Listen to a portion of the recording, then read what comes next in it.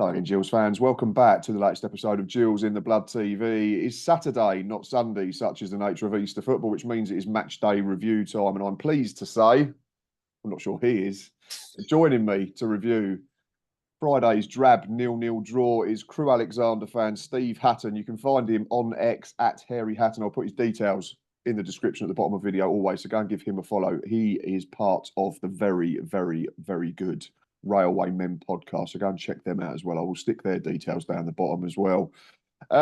Normally joined, of course, by my co-host Reese as well from German Gills, but unfortunately he is unavailable. He has his parents over visiting for the Easter weekend, so we have given him the weekend off, the lucky sod. So, Steve, it's just me and you that have got to pick through the bones of what was quite possibly one of the worst 0-0 of the entire season in the entire division. It could be a struggle, couldn't it? Like making this last longer than 3 minutes. You good though, apart from that? Yeah, I'm not too bad, thank you. Recovered from the excitement of yesterday. That was about 5:10. I'd have probably managed you'd finished Absolutely, when I was walking to the car, yeah. Or at least recovered from trying to remember any excitement. Right, we'll go all the way back to 2 o'clock and look at the team news quickly. There was a couple of changes for Gills. So we lined up in a 4-2-3-1 formation. It was Glenn Morris in goal, a back four of Ramo, Hutton, Max Ema, the recalled Connor Masterson and Max Clark. In midfield, we made one change as Ethan Coleman replaced Robbie McKenzie alongside Timmy Dieng. And then it was the same quartet in the final third of Conor Mahoney, George Lapsley and Johnny Williams. They were flanking Ollie Hawkins. For the Alex, exactly the same formation. It was Booth in goal, Cooney, Turns, Dimitru and Adebisi in a back four. It was then Osterfield and Thomas protecting, and Tracy, Lee and Rowe were tasked with supporting lone striker Nevitz. Steve, I've written down an encounter full of no little effort and endeavour, but sadly very little quality. Draw spot on. I think you've summed it up perfectly, really. Can we just end it there? We could just put a full stop there, couldn't we? Really, I think if you're a neutral, it was probably probably an awful watch. I think if you've got an interest in either team, it was pretty tense and pretty compelling. I thought not for the football, but just for kind of what may happen and more what was at stake. But I think any neutrals in that ground may have sort of their attention may have started drifting to their phones because there wasn't much quality on display. No, very little, unfortunately. And we sort of said before we pressed record, maybe there was a little bit of nerves from both sides. You said the word handbrake on. That was a phrase that you mentioned. It did feel like that. And it certainly got niggly second half, didn't it? There was a couple of, not horrible tackles, but there was a bit of afters a couple of times, words exchanged, that type of thing. I think there was one incident where I thought our right back, to be fair, was very lucky to avoid a booking. He seemed to just fling your left winger into the advertising hoardings. And it just... that was what was capturing your interest more than the quality on show, wasn't it? The fact that because there was so much at stake. Yeah, to me, it was a game of phases, really. And I think we said around us before the game, we said first 15 minutes, we have to keep it tight. We've let in early goals in our last two games. And obviously they looked like there was a decent crowd in and everyone knew what was at stake. And I think an early goal for Gillingham probably would have given you the impetus to really, really push forward. I think once we saw that through, there was a little phase in the first half when we took control, but it was a real kind of, it was almost a game of four separate halves, I thought. When you were in control, we took back control, and the same in the second half to a certain extent. Yeah, that's probably a fair assessment. A game that was broken down into quarters, but ultimately I can recall probably two proper saves in the entire game. One was very early on. I thought Gills started the better. We seemed to pin you in first 10, 15 minutes. And I think we had a chance inside that opening 10 minutes as well. There was a good exchange down our right-hand side, which led to Conor Mahoney, who I'd picked out in the preview show before the game as one that was potentially a game changer and a match winner. And his delivery was spot on, to be fair. And your back line either didn't pick up Timmy Dieng or he made an intelligent run and he found himself sort of planted between the two centre-halves. And Booth made a really good save, in fairness, flung up his left hand. And I think, yeah, if that had gone in, it would have been a completely different afternoon because you'd have had to be more open. I think you knew that a point was better for you than it was for us because it kept us at arm's length and it keeps you entrenched right in the middle of the playoff zone. But yeah, if that chance had gone in, then it could have been a much tougher afternoon from your perspective. Yeah, there was a lot of there's a lot of problems down our left initially. I thought Houghton and the number 23 whose name you've Mahoney, just yeah. Mahoney. Yeah, we pinpointed Mahoney around us as probably your best player and Yeah. your biggest threat. And they're up against Rio Adebisi, who's probably one of our most improved players and player of the season. And he's really improved in his one-on-one defending as well. And for those first 10 minutes, it looked like they might get the better of him. But I think then after that, we kind of doubled up. And I think Rio maybe got a bit more of a measure of who he was against, and we managed to stem that tide down the right-hand side. But early on, there was a lot of balls coming into the box from the right. And that one you mentioned there, that was a really decent save from Booth. I think that was the pick of the saves. Really, there was one in the second half that I think you'd question him if he didn't get it, but that one, the cross was pinged in, the header was hit with force, and it was a really, really good reaction save from him, and crucial really because say we've let in early goals in our last two games. And I think psychologically, if that had gone in, it would have been a really uphill battle. Yeah, so a big moment very early on and potentially point saving in the end. We said like the whole of that sort of first half hour, because after that, you got a measure of control, you had more of the ball. But again, you wasn't really getting in behind or creating anything clear cut. It didn't feel like. But I said to my mate next to me, it felt like everything was on the same side of the pitch. It was either Mahoney and Hutton going at your left back Adebisi, or when he got hold of it, it was him and Rowe that were sort of teaming up and trying to come down the same side. Everything was sort of in front of the main stand. I don't know what you felt in the away end, whether it was a similar type of thing, but it just felt to us it was all condensed in one point in one part of the pitch. Yeah, Shiloh, Tracy, and Ryan Cooney down the right weren't getting much joy. I think till maybe late on in the first half, Shiloh had one burst, but they were really struggling to get anything going down the right. And we just seemed to resort, we felt, to kind of whacking it a bit long, which really isn't really our game. And in those conditions, I couldn't really tell from where we were sat, but when you left the ground, it was pretty clear there was a swirling kind of wind around. And we got more joy when we got it down and we tried to play a little triangles and try and play through. But it was always the ball in the final third that let us down. We had some nice interplay just inside your half. But as has been the case for the last couple of weeks for us, unfortunately, the final ball in that final third just doesn't quite seem to be there. We're missing and we've lost players who could have threaded that pass through. And I think that was very much the sign yesterday. Yeah, and conditions obviously played a part as well. And I think you can say that for both sides, that they got into some good areas, but when it comes to the final decision or execution, certainly it was just slightly off. It was either over hit or it was under hit and hit the first man, and that pretty much summed up both sides. One chance or half chance you did have first half. I think Elliot Nevitt managed to find himself free on the edge of the box and had a shot that was blocked at source. I mean, this is how much we're struggling for goal mouth action, isn't it? And there's only about another 3 lines of notes and we get to half time. But that, I suppose, just summed up that first 45 minutes. It was, we had one cross, header, save. You had one shot from the edge of the box, blocked. Aside from that, there was a lot of bluster, literally and metaphorically, from both sides. And again, we come back to the words lack of quality. It just felt it was very attritional in that first period, didn't it? Yeah, there was a lot of huff and puff and two teams cancelling each other out. And I think, like we said before, two teams who probably didn't want to lose, but knew a win could be quite significant, but didn't quite want to commit fully to that. And I think once we heard the Wrexham score coming through, it kind of felt like maybe our chance of automatic had drifted away. If they'd have lost, so if Mansfield had taken some points from them in that third spot, maybe we could be looking a bit more favourably at automatic. But I think in the end, the point became quite significant in just securing and consolidating that playoff spot, really, with a home game against Forest Green on Monday, where you'd hopefully pick up 3 points and maybe kind of secure that spot. Absolutely, yeah. Because if you look at it now, you're sat in 6th and you're 7 points from 8th with a game in hand. But the other way is now you're now 7 points away from 3rd, played the same games. And I don't think any of us can really see Stockport, Mansfield or Wrexham slipping up sufficiently to drop out of that top 3. So, yeah, it's a better point, like we said, for you than it was for us, although weirdly enough, it took us back into 7th. But, yeah, you look at the stats for the first half, Steve, and 3 shots each. We had 1 on target. You had 2 blocked.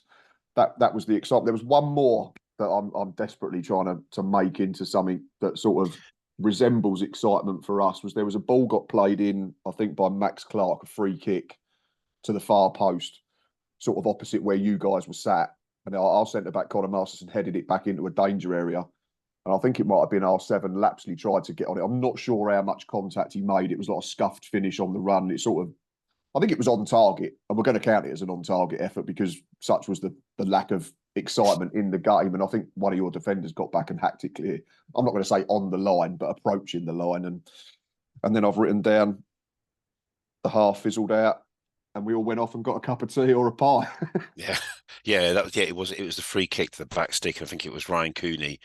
It did look dangerous. It looked quite close in. So it wasn't quite on the line, and there was another Crewe player there, but it was Cooney who hacked it off the line. But yeah, that was really the only other. That was a cross, wasn't there? That was pinged in that Booth gathered. Yeah, but other than that, it was not much for either keeper to do in that first half. But I think one thing I want to mention is that because I've seen a bit on some of your socials about the Crewe players pulling and pushing Hawkins, but the shirt pulling from arguably from both teams maybe at set pieces.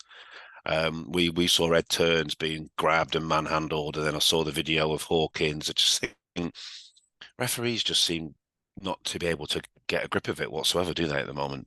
No, it's very much 6 of one, half a dozen of the other. I think we get frustrated with the treatment that Hawkins gets because we see it every week, like literally two people just trying to undress him. It's ridiculous. But he's no angel. I'm sure he's doing it just as much to try and get himself free and grapple himself away from these defenders. And at the end of the day, it's up to the referee, isn't it, to control it. All the way defenders and attacking players are getting away with doing that sort of stuff. If it's not being policed, then what can we do as fans? We can shout and moan, but ultimately we can't do anything to change it. Yeah, and I thought he lost his way a little bit in the second half. The ref, didn't he? He began to dish out indiscriminate bookings, and I thought he lost a little bit of control, and the players got a bit tetchy as well, as you mentioned earlier. But they was allowed to become tetchy Yeah. because they probably felt they was getting away with more because of the fact that, like you say, the referee just seemed he went from sort of letting everything go first period, it felt, to then dishing it out like it was Christmas for stuff that you're thinking that's never a booking in a million years. Yeah, it was almost like a different ref took over because there's one, I think, first half when I think a move broke down and Rowe was breaking just inside his own half, but there was lots of players ahead, but he was deliberately pulled back, which is sort of a standard yellow, and the ref just gave a free kick. But then I remember that, and I think I said, well, at least if he's allowing it for both sides, at least we're getting a modicum of consistency. Yeah. But yeah, then second half, like you say, he just went completely the other way, and he couldn't get his cards out quick enough. Absolutely. Right, second half. I thought we were very ragged. First 5 minutes, we got the booking for our keeper because he had a poor touch when he came out to take control of it on the edge of his box right in front of the Alex fans and sort of overran it towards where your supporters were situated and got obviously some pantomime boos and jeers. And then, of course, he realised he had to kick the ball away, otherwise he was out of position. So rightly, that was a yellow card. So we'll give the ref some credit for that one. I just thought we were making very poor decisions in the opening exchanges of that second half. We was picking the wrong pass. We was rushed in our clearances. Everything felt frantic and ragged. I don't know how you saw it from that end, because obviously you were closer to our back line and our goalkeeper in the start of that second period. Did you feel that maybe there was a window of opportunity for Crewe to exploit because Gills looked a little bit sort of on edge? Yeah, we thought that. We were saying that whenever the ball kind of went towards your penalty area, we thought your defenders looked quite tense and quite ragged and were kind of slashing at clearances. And there was that spell kind of midway through, or early to midway through that second half, when we looked like we were getting a foothold and getting the ball down, which led to the chance for Nevitt that we'll probably come to. But certainly it looked like there was a bit of a soft centre if we got the ball down and tried to play some triangles, because the defenders looked a bit nervous, and I say they didn't look particularly assured when dealing with those dangers.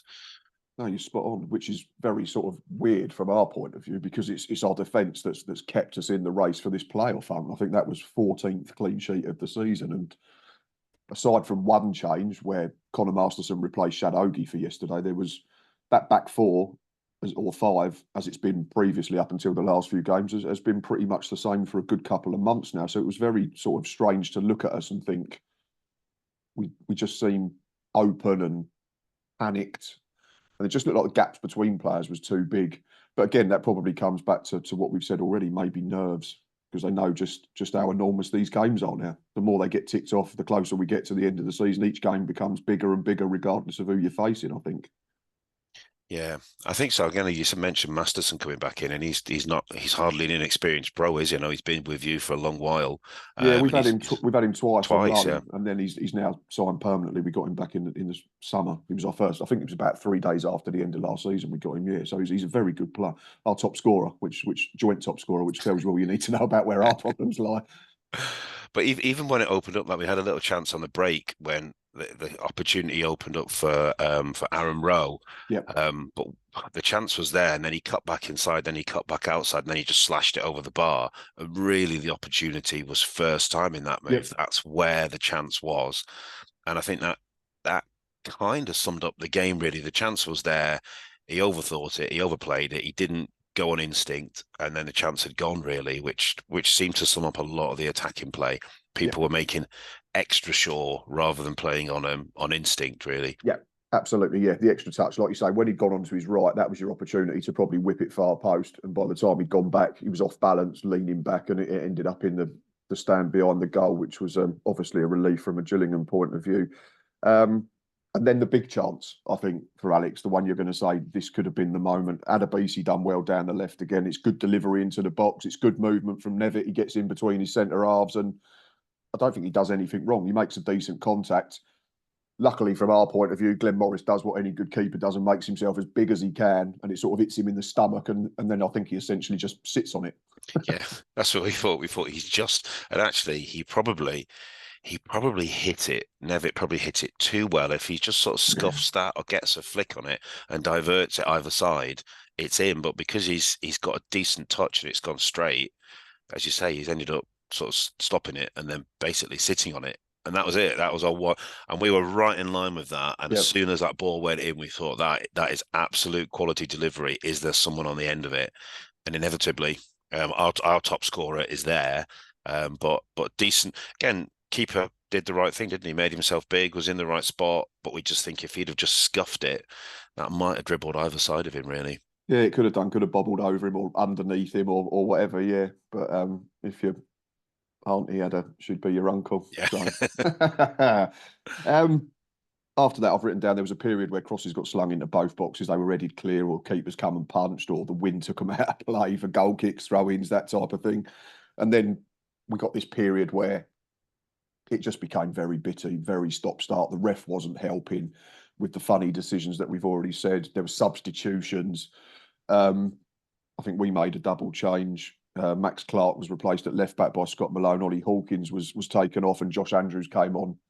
And I thought he made a difference. He seemed to have, he's got all the facets of his game that Ollie Hawkins has in terms of his hold-up, but I think he's just a bit more mobile. And you made a double change as well. It was Thomas and Rowe that were sacrificed for Williams, and is it Holacek? Yeah, that's right. Yeah. Yeah, so that was the two double change. And then Josh Andrews had his half chance / chance, and you've already alluded to it earlier in the chat, Steve, about you'd be disappointed if Booth doesn't save it. Again, it's a set play, because there was such a lack of quality in open play that it felt like either an error or a set piece was going to be the way that someone won the game if any side did. Josh Andrews does everything you want him to do. He gets a run on his centre half and he gets up above him, and you can see what he's trying to do. He's trying to head it back across the keeper into that far corner, but it's central enough for Booth to be able to step back and just flick it over the bar for a corner. Like you said, I think you'd have been screaming blue murder if he'd allowed that to drop over him in for 1-0 Gills. Yeah, it was a kind of floated header, wasn't it? Really, it was dropping in, whereas in the first half that one was struck with real power. Mm-hmm. Whereas this one, you think actually, if that one goes in, you're asking real questions. And it was funny, really, because there'd been, as you said, a flurry of substitutions, and we hadn't noticed Hawkins had gone off, and suddenly there's this little bit of chat around us going, "Hold on, where's Hawkins gone?" We thought, oh my God, they've replaced him with an even bloody bigger bloke. And only the reason we spotted the difference was, we went, where's 12? Oh, the 9's on now. Yeah. And the 9 was even bigger. So we lost him. We didn't notice the sub, but we did notice the fact that he'd managed to replace Hawkins with even more of a man mountain. It's only his second appearance, unfortunately. He arrived deadline day Yeah. And we knew he'd got a knock from his time on loan at Accrington, and then he had a setback in a B team game that he scored in, unfortunately. Yeah, so it's only his second appearance. He seemed, I think you just mentioned, he seemed more mobile. I Mm. think there was a moment first half when I think in the end he was offside, but Hawkins was through. And no one was really concerned because we thought we can catch him quite Yeah, easily. But yeah. the lad who came on looked like he had a bit more about him in terms of his movement around the pitch. So he did look a bit more of a threat when you were slinging those balls in towards the end. Yeah, absolutely. Yeah, I remember the incident first half, and like you say, Ollie Hawkins has got a lot of good strings to his bow, but pace and running in behind is never going to be one of them. Whereas Andrews, it just looked like Crewe's mentality changed towards how they defended against that focal point, because suddenly they were like, "Oh, we've got to drop in with urgency here because he might be able to outrun us," and he's going to. And he did a couple of times. I think it was very fleeting, and again, we're sort of desperately clutching at some sort of attacking intent. But yeah, there was a couple of times where he managed to get his body in between ball and defender, and threatened to run away from him a couple of times. But that was his big moment, if you can call it that. And that was probably the end of the chances for the entire afternoon. There was more substitutes. We took off Johnny Williams and replaced him with Josh Walker and went to a 4-4-2 in an attempt to try and win the football match. Again, it was more stop-start. It was more yellow cards. I think Max Aimer for us, turns for yourself, just for niggly little things like you've said. And it just felt, in a game that was desperately needed to be able to be allowed to flow because it was so poor to start with, the referee was just not helping it at all by constantly blowing his whistle for things that maybe he could have let go, I just felt. Yeah. And as you say, in the first half, he just seemed to let everything go. But then he suddenly woke up second half and just decided to crack down on everything. And Yeah, I think you mentioned the raft of substitutions, the wind, the niggly referee. It just meant after that chance for Andrews, it just petered out, really, didn't it? It just yeah. petered out into nothing. We went to 3 at the back, and that seemed to take the wind out of our sails. We had that little spell with the chance for Nevitt, and then when Rowe was in, and we thought we were building up some momentum, but I'm not really sure what the thinking was behind going to 3 at the back. But we didn't really seem to get going or even put anything together once that happened. To be honest, it was a strange decision. The lads who came on did well, but we didn't. As an attacking unit, we kind of stopped functioning really because Rowe was having quite a good game. Mm. Maybe we were preserving legs with the Easter Monday game coming up, but it just seemed a strange decision to go to a back 3 and then chuck 2 up top, and we didn't really create anything from it. I think, yeah, just to sum up both teams, it felt like there was sort of no identity how the game was played. You couldn't really, there was a little bit of it in small spells, like you said, maybe us first 15 minutes. Then you played your little triangles and your neat, quick football for, small periods of the game. But it felt very much an encounter where, like you say, tension played a massive part, and that affected the players in terms of what they would do. In instinct, again, is a good word that you've said. It just seemed everyone wanted an extra touch or an extra second and got closed down. So it comes back to that word frantic. Everything just felt a little bit rushed all the time, and we probably didn't see the best of either set of players, did we? No, I don't think so. I think that the occasion probably got to people, and the more that game wore on, the more the point probably became more important to us. Mm-hmm. Maybe I'm sure. I think Lee Bell said we were going for 3, but I think in those final 10, it just became about just secure this point, see it out, keep people at arm's length, secure our spot in the playoffs, and let everybody fight for that 7th spot, which Harrogate, Walsall, yourselves, AFC Wimbledon, everyone's had a spell on good form and nicking that last spot, but no one quite seems to want to secure it, do they? No, I've said that a couple of times. I said it seems that as soon as someone gets into 7th, they wet the bed and just Yeah, run out, fall out of it again. It's I just think the ideal time to be getting will be on final day. Just yeah, make sure you win your last game, because then there's no opportunity for messing it up a couple of days later. But yeah, I've said over and over again, I think it'll go to the wire. But it looks like everyone's just playing for 7th now. I think if we'd beaten you, I think it could have dragged you back into it yeah, because of you was on a sticky run. Let's be honest. I think I said on the preview show you'd lost 3 in 5. Before that, it'd taken you 13 games to lose 3 matches. So it was a rough trot compared to where you've been all season. And if we could have won the game, you'd be on 65, we'd be on 62. It'd suddenly be a lot closer. You're within striking distance. But now I think it is, like you say, it's everyone's fighting for that final place, and it probably goes down to Well, ask me Monday, 5 o'clock, because we go to Harrogate on Monday, so it could all change again. Yeah, so the big games keep coming. There was a couple more substitutions, and I've then just written down Game Peters out full time. Yeah, absolutely. And that was pretty much it. But it could be interesting because we could be in this strange position that maybe we could bag probably the position no one wants to be in, that we could snare a playoff spot of a few games to go. And then you've got that difficult task of trying to keep things ticking over, trying to keep the momentum going, but equally avoiding injuries, keeping players fresh for the bigger event. And our last game of the season is at Colchester away.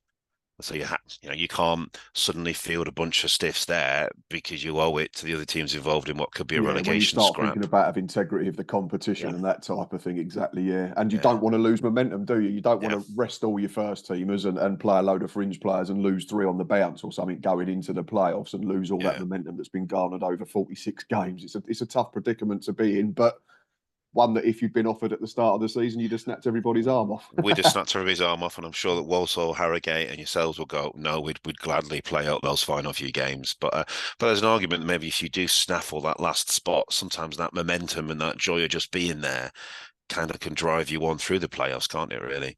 Absolutely. And I'll tell you one team that suddenly no one's spoken about because they've been awful for pretty much all season. Doncaster now on to 52 points and have only played 39. If they were to win their 2 games in hand, they'd be on 58 points. Would they then suddenly be? I mean, I'm getting into a little bit realms of.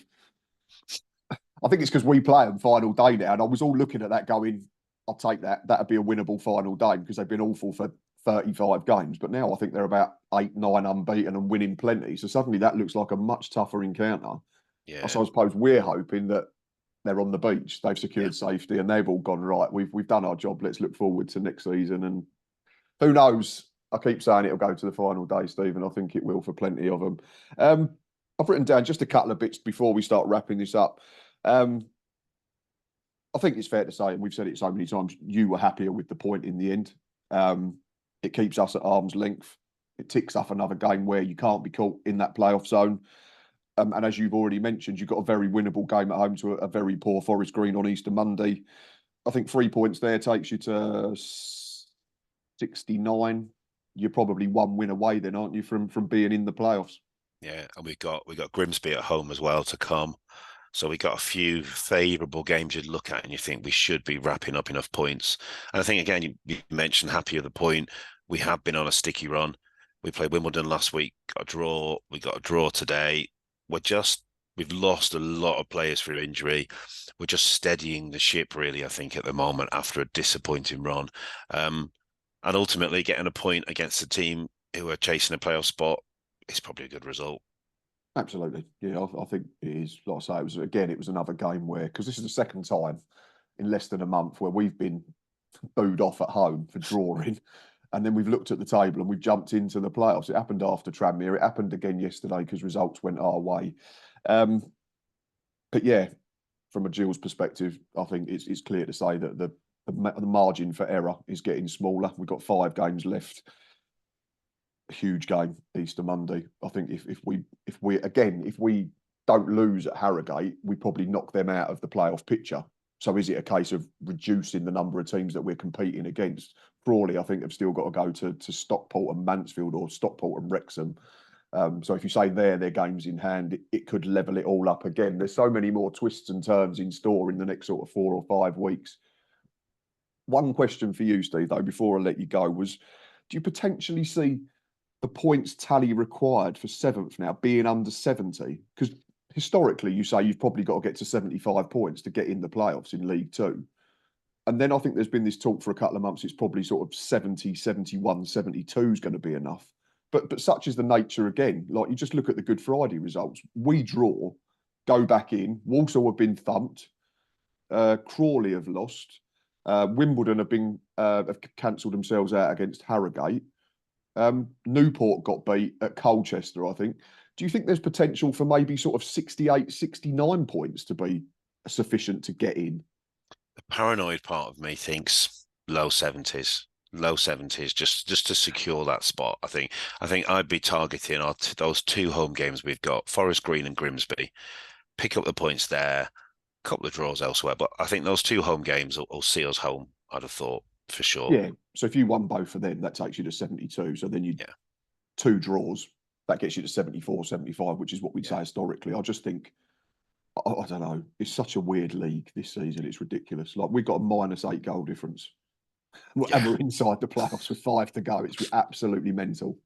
It is. It's, though, that top 3 have done. They look like a moment after we won at Stockport and after we won at Notts County. It looked like we might actually break that top 3 that everyone's been predicting all season. But then we lost players, the form has dipped. So that kind of dream's gone, really. And those top 3, who largely everyone was predicting were going to finish top, have snared those spots.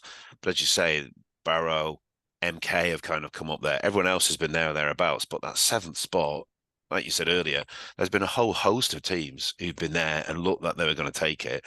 And then they got an attack of the jitters. So it's such a weird, inconsistent league, aside from the top 3, really, you could say.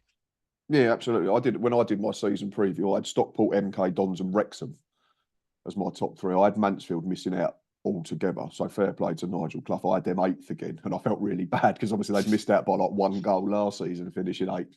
But they've been phenomenal on the whole. I know they're having a wobble. Stockport have just had a wobble. Wrexham had theirs a month ago. So it still shows that everyone can lose to everyone in this division. But yeah, you'd say now they've probably just steadied the ship. And it's probably hard for MK Dons losing at Stockport last week to get into that top 3. We're just filling time here, people, because there was not much to talk about in the game. So we're just sort of doing an EFL League 2 show for 5 minutes. Steve, I'm going to let you go because I know you've got to go and record the Railwaymen podcast. I do appreciate your time. It wasn't the greatest game to have to talk about, but it's been good fun nonetheless. So thank you very much, mate. Not all pleasure to be on. Thank you.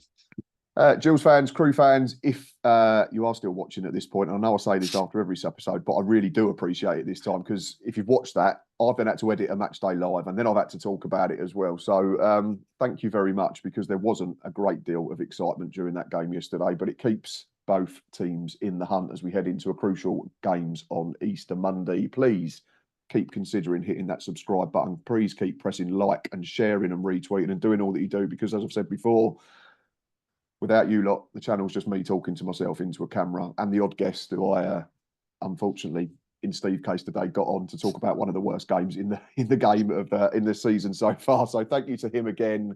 We'll be back probably Wednesday. I'm not sure there's going to be any sort of reaction video to the Harrogate game because it is Easter weekend and I've got family stuff to do. But if I can squeeze one in, I will try.